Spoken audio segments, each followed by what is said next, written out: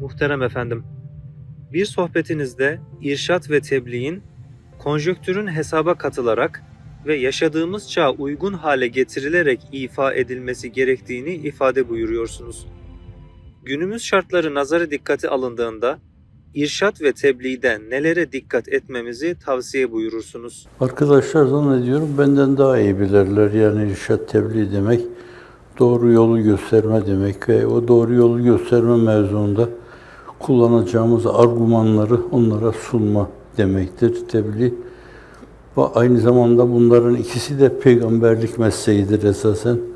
Ondan sonra da o mücedditlerin, hakiki mürşitlerin.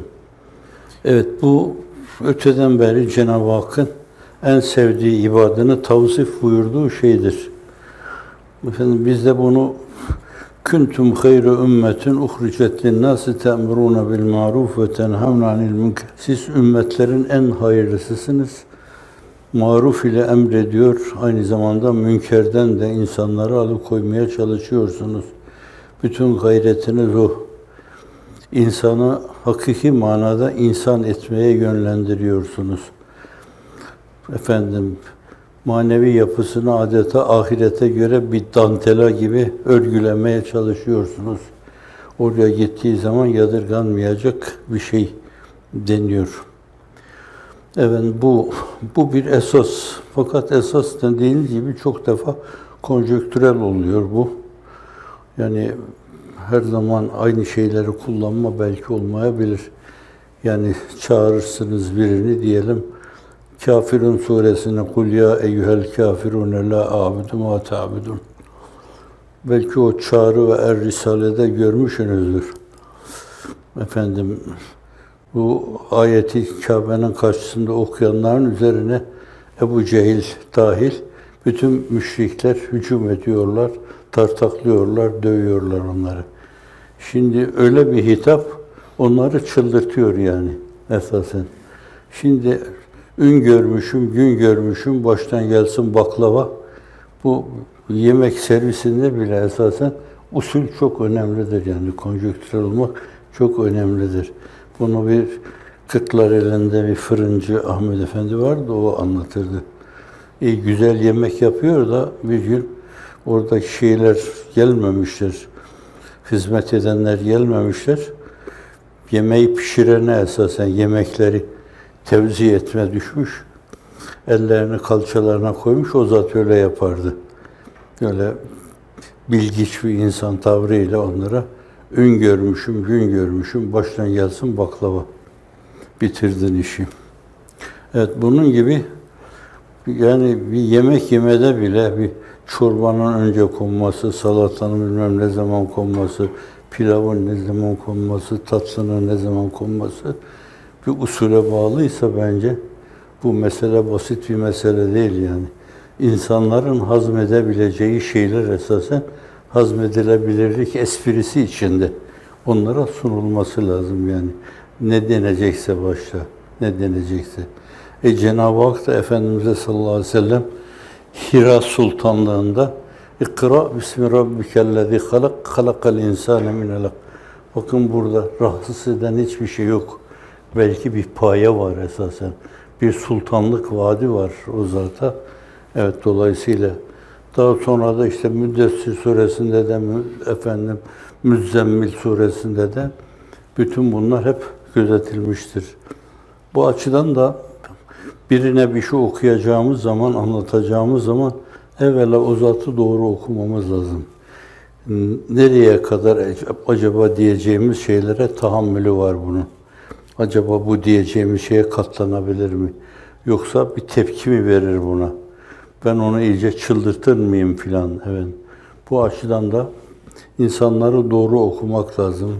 Günün şartlarını hesaba katmak lazım. Günümüzde çok yaygın şeyler var. Birer realite olarak kabul edilmiş, tabii gibi kabul edilmiş şeyler. Bunları birdenbire görmezlikten gelmek doğru değil. Bunların hepsini görerek Allah'ın izni, inayetiyle ona göre anlatmak lazım. Bir yani. İkincisi seviye mevzu. Yani avam halka bir şey dersiniz, kaynakları söylersiniz, olur onlara. Fakat okumuş bir insan okumuşsa, bir lise bitirmişse, bir üniversite bitirmişse mutlaka onun bildiğini bilmek lazım yani. Diyeceğiniz şeylerle bir kısım böyle falsolar yaparsan şayet bence hakkında, o da senin hakkında yanlış bir kanaata sahip olur. Dolayısıyla dinlemez, itibar da etmez, sana itibar da etmez. Bunların hepsini gördük yani. Değişik zamanlarda gördük bunların hepsini. Bu üniversitelerde arkadaşlarımız oldukça gördüğünüz gibi dünyanın dört bir yanında da onlar gittikleri her yerde hüsnü kabul gördüler, ettiler falan. Yani biraz meseleyi temelden bilmek lazım esasen. Bu açıdan da donanım çok önemli. Bu yaptığınız bu kamplar filan bu arkadaşlarımızın esasen mükemmel hale gelmeleri bir yönüyle donanımları çok önemli. Hazır birer mürşit haline geliyorlar bunlar. Allah'ın izni inayetiyle. İcmali manada böyle diyoruz artık. Fakat detaya gelince kanaat-ı aczanen benim bu halkamız var bizim malum bildiğiniz gibi. Hadis, tefsir filan. Belki hani 30 tane tefsiri beraber okuyoruz. Belki 30 tane hadisi beraber okuyoruz. Şu anda da 20-25 tane var. Fakat düşüncem benim hep diyorum ki ilahiyatı bitirdikten sonra keşke arkadaşlarımız kimisi fiziğe, kimisi kimyaya, kimisi astronomiye, kimisi astrofiziğe gitseler yani. Onları da görseler, bilseler esasen o zaman bütüncül bir ufka, esasen mahruti bir ufka ulaşmış olurlar. Başkaları da bu hakiki mürşitlerin eliyle, Allah'ın izni inayetiyle arzu ettikleri şeyleri bulur, elde eder. Evet. Fakat bu birdenbire olacak gibi değil yani. Çok boş bırakılmış bir nesiliz. Boş bırakılmış, dert edinilmemiş bunlar. Dolayısıyla hakikaten itilmiş, atılmış bir yere kalmışız yani. Dinlemezler bizleri. Ama şimdi o istikamette çok ciddi, inandırıcı kıpırdanışlar var.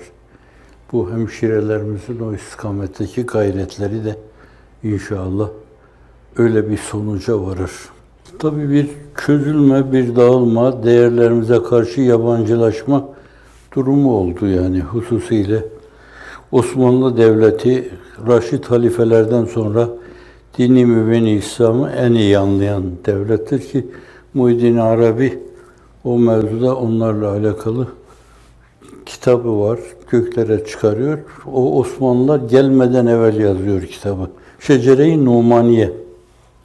Evet, Arapça Sadreddin Kunevi zannediyorum. Onun şerh yazmış, anlaşılır hale getirmiş. Fakat yine anlamada zorluk çekeriz şimdi. İşin içinde huruf-iliye falan giriyor, başka şeylere giriyor. Osmanlıları göklere çıkarıyor.